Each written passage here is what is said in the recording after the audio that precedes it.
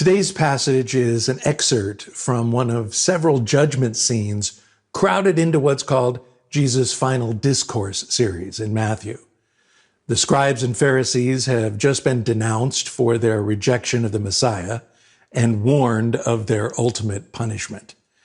Then come the examples of the faithful and unfaithful servants, those who have broken trust with their master and those who have been faithful in their service. And here's the big takeaway that is often overlooked. The deciding factor in determining the fate of the judged is the good or evil done to the least of these. Basically, any and all who suffer the hardships listed in the text: hunger, thirst, nakedness, sickness, homelessness, imprisonment. What is not a consideration at all? Belief. What one believes is a total non-issue. What matters is action, and action on behalf of and with those the culture ignores or leaves behind. As Jesus begins the parable, he uses an image that would have been common to first century folk. At the close of the day, shepherds could be seen separating the sheep and the goats. The hardy sheep would graze through the night outside in the chilly air, and the more fragile goats would be sheltered from the weather. We'll skip the observation that sheep tend to be dumb as fence posts and goats are pretty smart. So, in the image of the shepherd separating the sheep from the goats, Matthew sets up a crisis moment for people to wonder, hang on, which one am I? How do I get the good seats at this banquet? Jesus makes it pretty clear. When we serve our needy neighbor, hungry, thirsty, in prison, we're doing exactly what Jesus expects. Truly, I tell you, Jesus says, just as you did it to one of the least of these who are members of my family, you did it to me.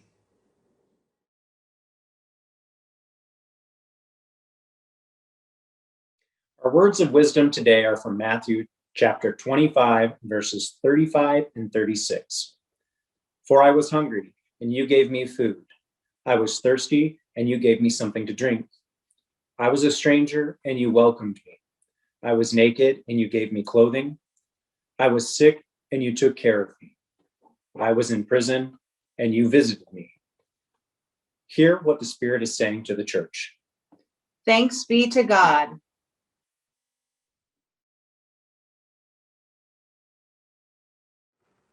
In Paul's first letter to the Corinthians, you'll find one of the most oft-quoted and watered-down New Testament passages, most often heard at weddings. Love is patient and kind. Love doesn't envy or boast. It isn't arrogant or rude. It doesn't insist on its own way. It's not irritable or resentful. It doesn't rejoice at wrongdoing, but rejoices with the truth. Love bears all things, believes all things, hopes all things, endures all things. Love never ends. Now, those sentiments are all fine and good at weddings, but fine-tuning the relationship between two people in love is not what the author had in mind. It's hard for most people to grasp, but the idea of agape, the Greek word used in this passage, is about the call to show unconditional care, goodwill, and benevolence toward everyone. Sure, there are other words for love in Greek, eros for erotic love, and philia for a more cordial, philanthropic love. But the real challenge is acknowledging and living out this radical idea about a love that Jesus taught and modeled, a kind of love that represents the highest, deepest, and most powerful force in human life, that fosters human growth and change. That's the impulse behind empathy and concern that drives compassion and the longing for justice. And that's where it's impossible for many people to make the jump from the sentimental, spiritualized version of love promoted by the gospel about Jesus to the radical and dangerous implications of the kind of love actually practiced by Jesus. As a good Jew, Jesus would have probably known Leviticus 19:18 by heart. Love your neighbor as yourself. As one of my mentors, Rabbi Rami Shapiro, points out, a lot of people today get this passage completely wrong. They quote it as, love your neighbor as you love yourself. No! People say, well, I have to work on loving myself before I can love my neighbor. No, that's not what the passage says.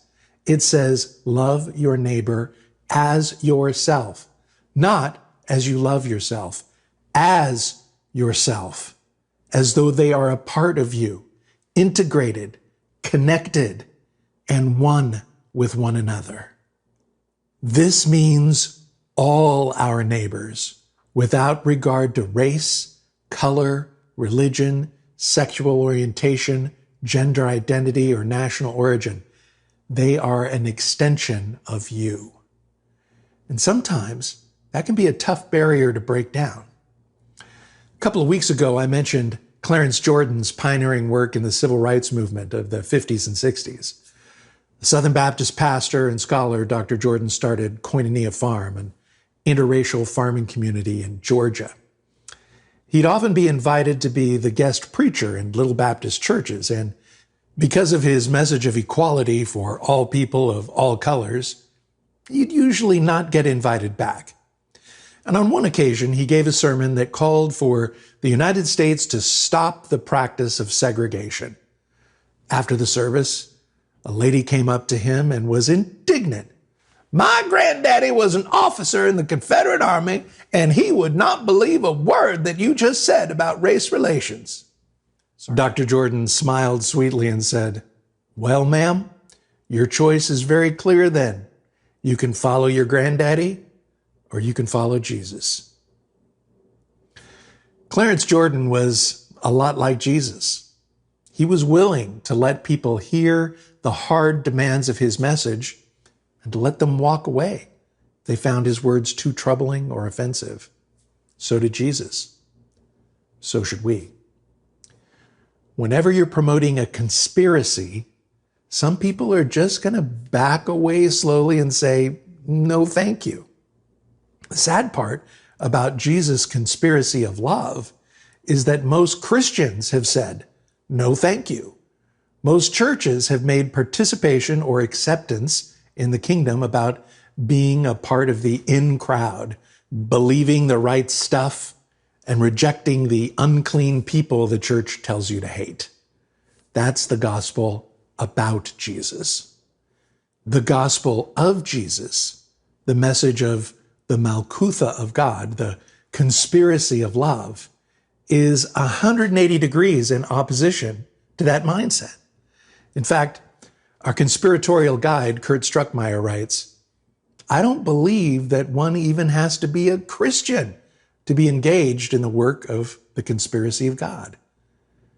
The peasants Jesus interacted with in Galilee, Judea, and Samaria were not Christians, and they were the first ones called into the conspiracy. Christianity wasn't even a glimmer on the horizon, but it didn't matter, because at the core of what Jesus taught and modeled was a very Jewish concept that anybody can embrace, of any religion or no religion. Tikkun olam, meaning the repairing or healing of the world, suggests that all human beings have a shared responsibility to transform the world through social action in the pursuit of social justice. This is not a task just for people of faith, let alone a particular faith, or any faith at all. It's the responsibility of all people everywhere. And if Christianity has any relevant role in contemporary society, it's to bear witness to and point people towards this unifying collective reality. And here's the kicker. As long as the church refuses to respond to the radical demands of love's conspiracy, if it continues to lay down belief and behavior requirements for membership in the kingdom, if it continues to mislead people to believe that Jesus primary message was about himself, then guess what? The conspiracy of love will just get along without the church. Thank you very much. Theologian Harvey Cox, famous for being both one of the most influential theologians of the 20th century and having played saxophone at the Fountains, points out that people from all sorts of backgrounds and faiths find Jesus to be both fascinating and admirable. Jesus was profoundly courageous in showing compassion for the disinherited and standing up to corrupt political and religious authorities. But even more than that is Jesus' message of hope for a better world, that communities of love and reciprocity, forgiveness and compassion are within our grasp, even if they cannot be fully realized. And to be part of this conspiracy of love, one not only doesn't have to be a part of a religious group, one doesn't even have to believe in the traditional idea of a supernatural God. The author of 1 John certainly didn't. In chapter 4, the writer contends that God is love, and those who abide in love abide in God, and God abides in them. Wait, what? In the original Greek, God is love is theos ein agape. There's that agape again, a sense of selfless, unconditional love. When the author of 1 John writes that God is love, then it stands to reason that the converse also must be true. Love is God. So the word God, even the idea of God, can be said to be a personification of love. Are you with me? For countless thousands of years, humanity has been fixated on trying to project its ideas about God onto a meddling, interventionist, supernatural, divine entity, when according to the Bible itself, God is not a loving being. God is love itself. To say that love is God means we no longer have to argue about the nature of God being a transcendent supernatural deity beyond the clouds or an impersonal creative reality woven throughout creation itself. God is instead an immanent reality within each of us, longing to be expressed in our own transformation and the transformation of the world. Love is bound up in and dependent on humanity and manifested in what we talked about before as incarnation. Remember, incarne equals with meat, like chili con carne, right? So a lot of people have worked to derail the idea that we are incarnations of the divine in favor of emphasizing exclusively that Jesus is the uniquely incarnate one. But the message of the New Testament, the message of the mystics, and the heart of this conspiracy of love all embrace the idea that the divine has come to dwell among us, not just in the person of Jesus, but in every human being. Indeed, just the way the divine has always been, deeply and unalterably a part of every person.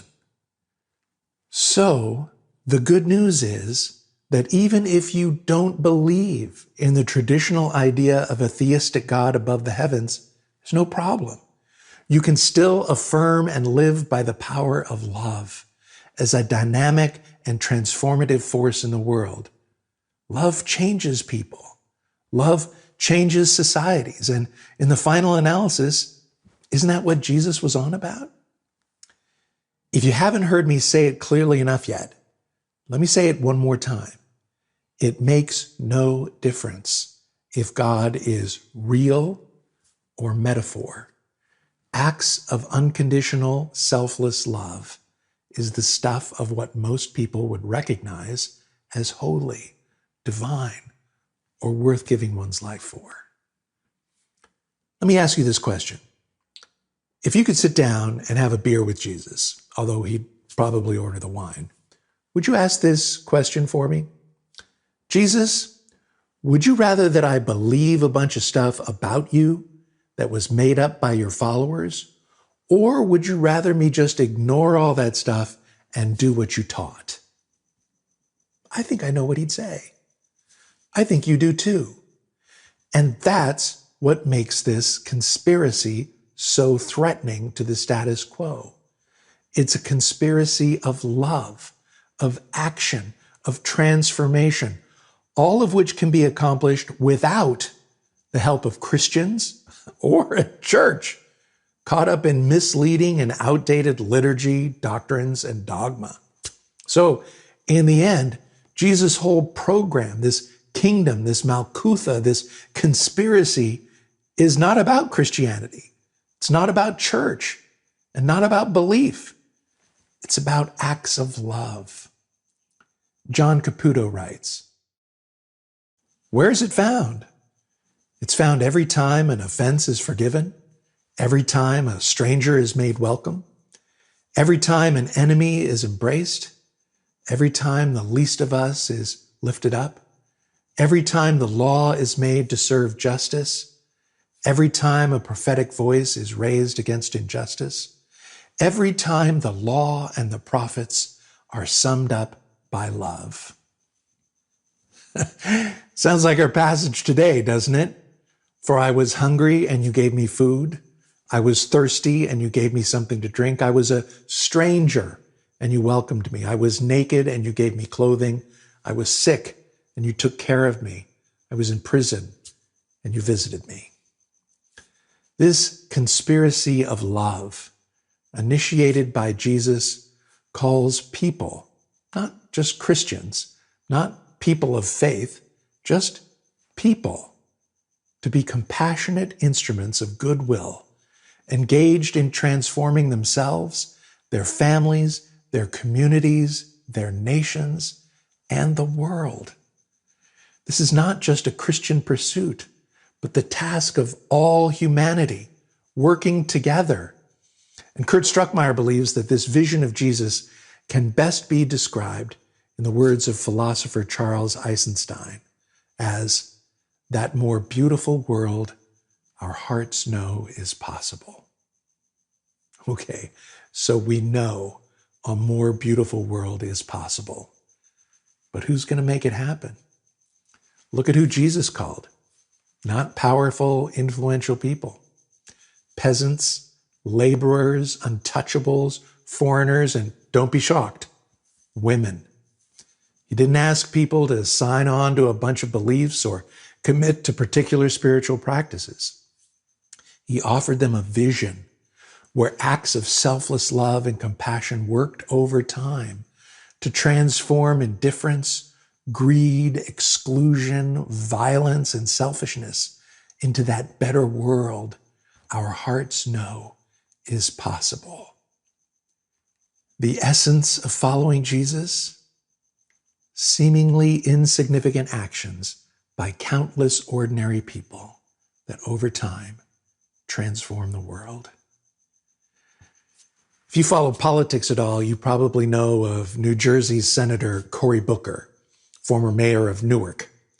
What you might not know is that Booker went to Stanford University where he played football on scholarship. He earned a bachelor's degree in political science and a master's degree in sociology. Then, as a Rhodes Scholar at Queen's College, Oxford, he earned an honors degree in U.S. history. Only then did he go on to Yale to earn a law degree. Well, speaking to Stanford's graduating class of 2012, he told the students that his achievements in life were only possible because of a vast conspiracy of love. Countless acts by countless people who laid the groundwork for his achievements. Booker said that at his own graduation, his father, Carey, took him aside and said, "You need to understand that who you are now, you are the physical manifestation of a conspiracy of love. That people whose names you don't even know, who struggled for you, who fought for you, who sweated for you, who volunteered for you, you are here because of them. Don't you forget that." If I sit down and start taking into account all the ways that's true for me, I soon get overwhelmed with feelings of gratitude, humility, and grace. I remember back in graduate school in Boston, my tuition and many other expenses were covered by scholarship, but living expenses were often pretty tight. And on several occasions, when I was down to my last few dollars, I remember getting a check in the mail from a loosely organized group of former missionaries here in Arizona who took up a collection out of their meager resources and sent $200 here, $100 there to support various students they knew of around the world. And I will tell you, when you're down to a few dollars in a city like Boston, $100 check was a huge relief. Now, I knew who was the ringleader of this group, but he would never reveal who the other contributors were. Part of their MO was that the donations were anonymous. It was like, I don't know, a conspiracy. Despite our very mixed reputation throughout history, many Christians have nevertheless been a powerful force for human equality, for compassion, for justice, love, and a belief in the sacredness of every human life. But it doesn't happen on its own. It doesn't happen just because you believe the right stuff. It's because in certain times and certain places, people felt the call to love welling up inside, and they just plain couldn't help themselves. They took the risk to make that beautiful world they knew was possible a reality. Senator Booker's dad said to him, "You have a choice in life. You can just sit back, getting fat, dumb, and happy, consuming all the blessings put before you, or it can metabolize inside of you, become fuel to get you into the fight, to make this democracy real, to make it true to its words, that we can be a nation of liberty and justice for all." Nation, world, neighborhood, or wherever, we have a choice. And who we are as just regular folk is not a disadvantage. It's just the kind of camouflage a good conspiracy thrives on. I know that not everyone is a Lord of the Rings goober, but author J.R.R. Tolkien was a devout Roman Catholic. And even for the uninitiated, there are lots of familiar Christian themes surfacing throughout the whole series.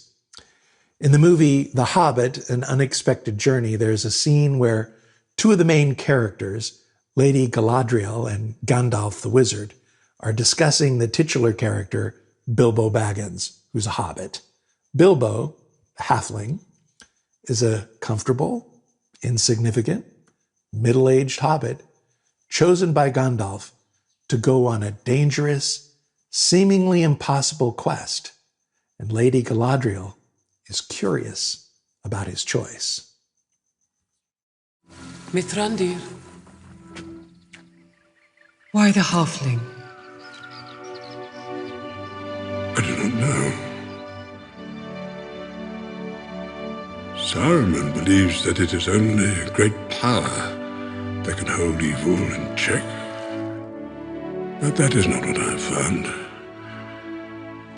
I found it is the small things, everyday deeds of ordinary folk that keeps the darkness at bay. Simple acts of kindness and love. Why Bilbo Baggins? Perhaps it is because I'm afraid. And it gives me courage.